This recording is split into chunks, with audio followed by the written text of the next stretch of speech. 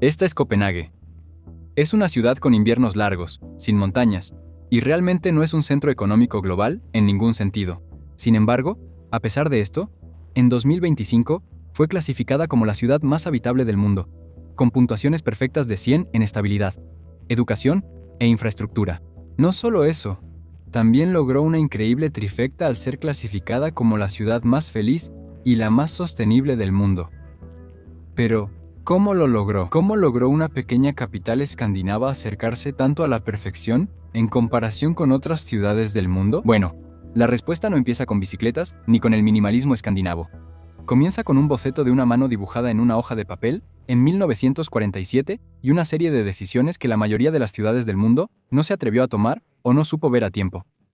Pero primero, ¿cómo llegamos ahí?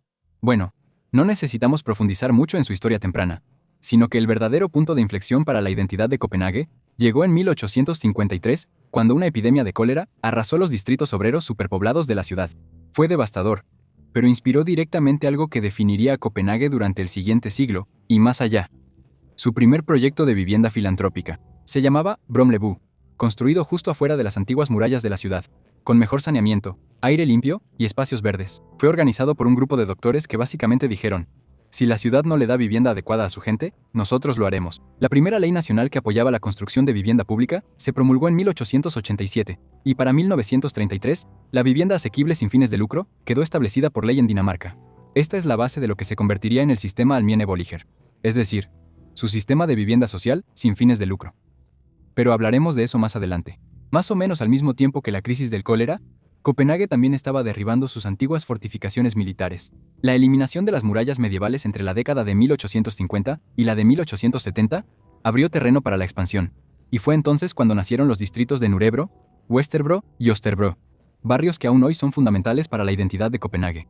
Finalmente, llegamos a la decisión de planificación más importante en la historia de Copenhague: el Plan de los Dedos de 1947. Después de la Segunda Guerra Mundial, Copenhague necesitaba una visión sobre cómo crecer. La ciudad no había sido destruida como Berlín o Tokio, pero estaba bajo una enorme presión por el crecimiento de la población y los inicios de la suburbanización. Así que dos arquitectos daneses, Peter Brechtsdorff y Sten Eiler Rasmussen, junto con su equipo del Laboratorio Privado Danés de Planificación Urbana, elaboraron un plan de desarrollo regional que se volvería icónico, y luego la Oficina Regional de Planificación de Copenhague lo implementó. La idea era maravillosamente simple. Copenhague se desarrollaría como una mano.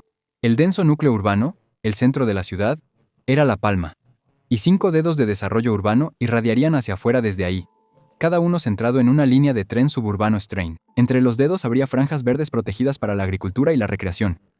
No se permitiría construir. Lo que ese plan de dedos significaba en la práctica era la expansión suburbana hacia afuera a lo largo de esos 5 corredores del tren suburbano Strain, en lugar de dejar que se extendiera en todas las direcciones. Cada comunidad estaba agrupada alrededor de una estación de tren, con los espacios verdes entre ellas. El transporte público vino primero. El desarrollo siguió. Esto es exactamente lo opuesto a lo que sucedió en la mayoría de las ciudades estadounidenses, donde primero llegaron las autopistas y luego vino la expansión descontrolada. Incluso hoy en día, puedes estar en un suburbio a lo largo de uno de los 5 dedos y en cuestión de minutos estar en campo abierto o en un parque. Lo genial era su simplicidad. La imagen de una mano con los dedos extendidos adornaba la portada del documento original, y se volvió instantáneamente reconocible. Todos pudieron entenderla. Todavía es la base para toda la planificación regional en el área metropolitana de Copenhague, casi 80 años después. Y en 2006 se añadió a la lista oficial de íconos culturales emblemáticos de Dinamarca. Así de importante es. Literalmente, es un tesoro nacional. Pero lo que hace que Copenhague sea realmente extraordinaria es cómo esta base se tradujo en las decisiones de diseño y políticas específicas que dan forma a la ciudad que vemos hoy en día. Y comienza con la forma en que las personas se mueven por la ciudad. O en realidad, comienza con que te suscribas al canal. No lo olvides. Mira, esto es una locura. Copenhague casi perdió por completo su cultura ciclista. Sé que suena extraño, pero es verdad. Después de la Segunda Guerra Mundial, al igual que casi todas las demás ciudades occidentales, los autos empezaron a apoderarse de todo. A medida que los ingresos aumentaron y los suburbios se expandieron en los años 50, se construyeron nuevas carreteras sin infraestructura para bicicletas. Las intersecciones se rediseñaron para priorizar el flujo de autos. Para la década de 1960, los urbanistas estaban considerando activamente eliminar algunos de los carriles para bicicletas existentes. Incluso hubo propuestas para construir una autopista directamente a través del icónico distrito de Lagos en el centro de Copenhague. La ciudad se dirigía exactamente en la misma dirección que la mayoría de las ciudades estadounidenses. Para 1972, el porcentaje de viajes realizados en bicicleta cayó a un mínimo histórico de solo el 10%, y su red integral de tranvías eléctricos fue reemplazada por autobuses. Pero luego llegó la crisis del petróleo de 1973, cuando los precios del petróleo se cuadruplicaron casi de la noche a la mañana. Dinamarca, que en ese momento dependía casi completamente del petróleo importado, fue duramente golpeada. El gobierno introdujo los domingos sin autos como una medida de emergencia. Y sucedió algo inesperado. A la gente le encantaron.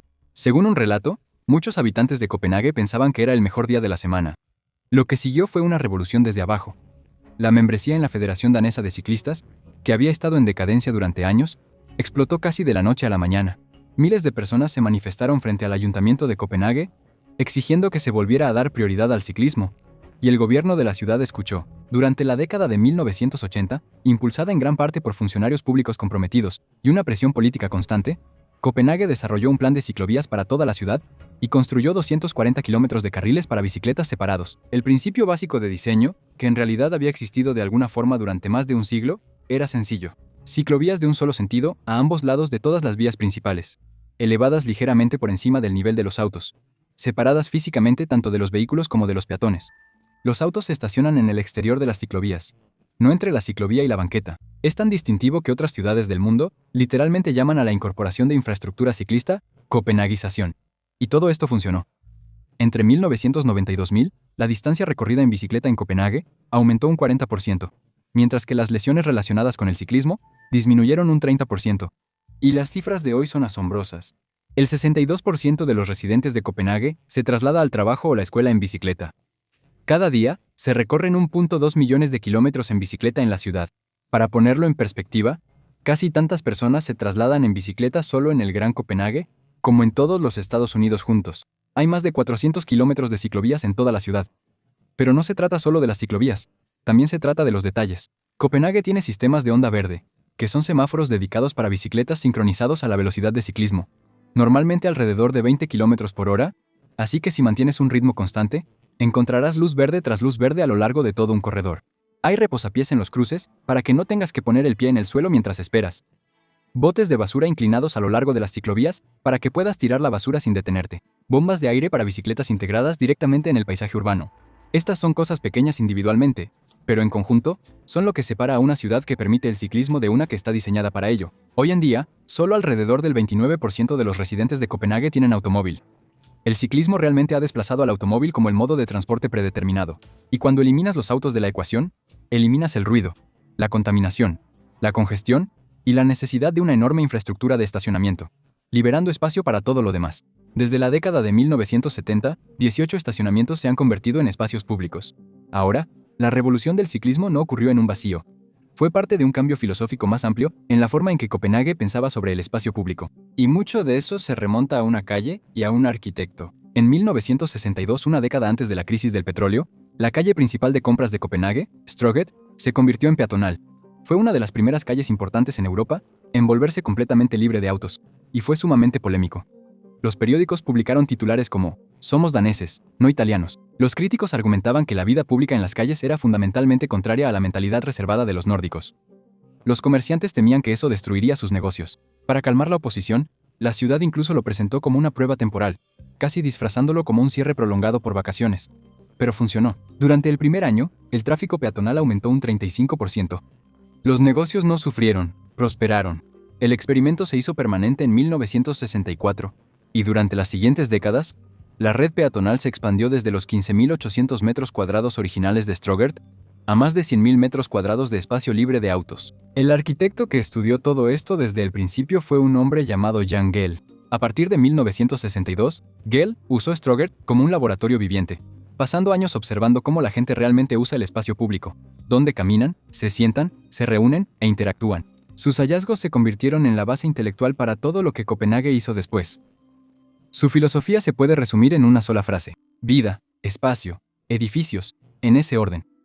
Diseña primero para las personas, luego determina los espacios que necesitan y después construye los edificios alrededor de eso, no al revés. La influencia de Gehl no se quedó en Copenhague.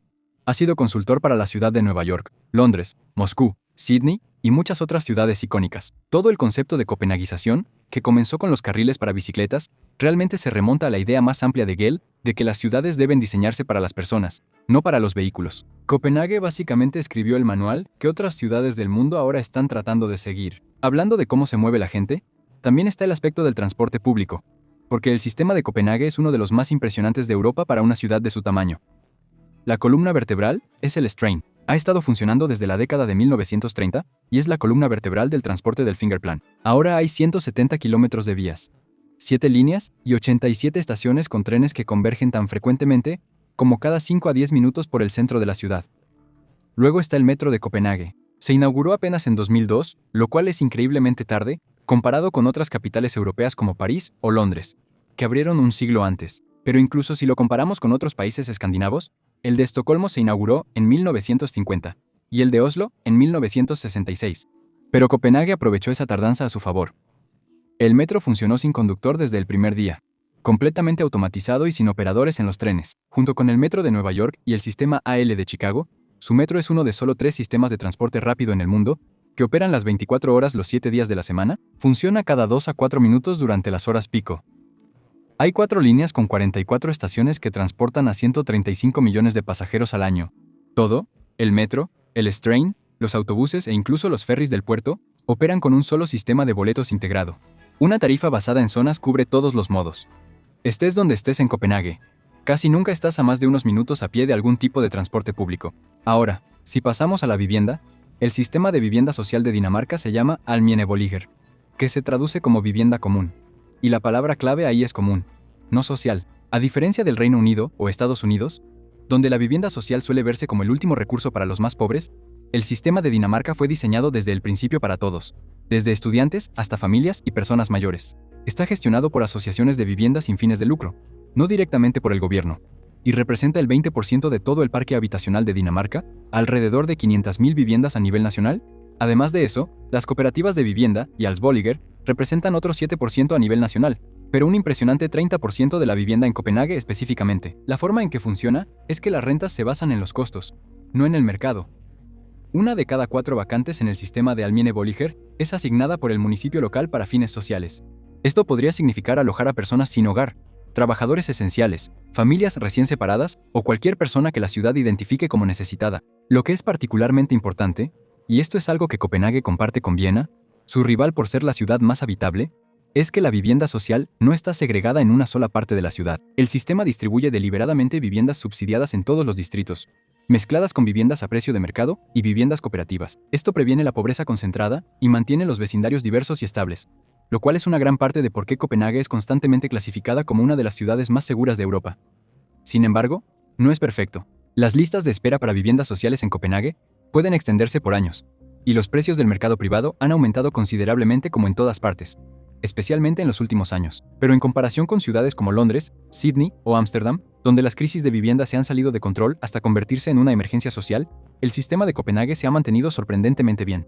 En cuanto al clima, Copenhague redujo sus emisiones de CO2 en un 75% entre 2005 y 2024, lo cual es una cifra impresionante. Más del 25% de la ciudad está clasificada como espacio verde, y Dinamarca en su conjunto obtiene el 50% de su electricidad de energía renovable. De hecho, ocuparon el primer lugar en la Unión Europea en la proporción de energías renovables en la generación neta de electricidad en 2024 y el tercer lugar en Europa. Pero quizá la parte más impresionante sea el agua.